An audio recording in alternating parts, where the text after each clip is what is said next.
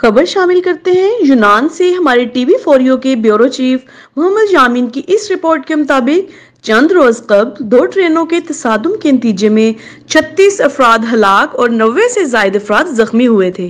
यूनान के लोगों ने आज फिर साबित कर दिया कि हम एक ही ट्रेन हादसा पर हुकूमत को दिन में तारे दिखा दिए हैं। जिंदा कौमें अपने हकूक और तहफ़्फ़ुज़ात के लिए ऐसे निकलती हैं, इनकलाब के लिए खून भी बहाना पड़ता है। इस कौम ने अपने हकूक के लिए आज शेलिंग भी बर्दाश्त की और मार भी खाई, लेकिन डट कर मुकाबला किया। आज भी यूनान अवाम के हौसले मजबूत हैं। आज मैं हजारों ग्रीकियों के साथ इजहार यकजहती करता रहा हूँ, क्योंकि इस मुल्क में हमने अपने बच्चों का रिज़्क़ हलाल कमाते हैं। इस मुल्क में वफा भी करनी पड़ती है। इस दुख की घड़ी में हम इनके साथ खड़े रहेंगे। Τα επίσημα έγγραφα υπάρχουν και είναι πάρα πολλά.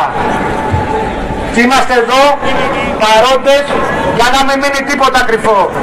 Να το έχουν όλοι υπόψη τους αυτό. Θα τους πάμε μέχρι τέλος καταχρεώσει και πουλάνε τα σπίτια μας σε φαντς στα οποία συμμετέχουν κιόλας κάποιοι από αυτούς και δεν τρέχει μία. Και θέλαμε και ασφάλεια στο τρένο. Χάθηκαν τόσες ψυχές, τόσα όνειρα, οι ανθοί της κοινωνίας μας και τολμούν να κάνουν ό,τι δεν ήξεραν. Ποιον κοροϊδεύουν? Όλοι οι υπεύθυνοι γνώριζαν και γνώριζαν και τις λεπτομέρειες.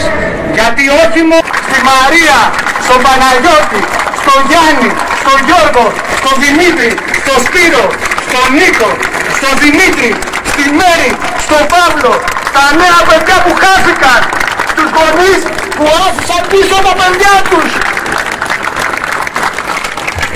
Θα κάνουμε λοιπόν τα πάντα. Πρέπει όμως να είμαστε περισσότεροι. Χρειαζόμαστε. ब्राहे करम TV4U को लाइक शेयर सब्सक्राइब कीजिएगा। मिलते हैं नेक्स्ट वीडियो में, तब तक के लिए अल्लाह निगहबान।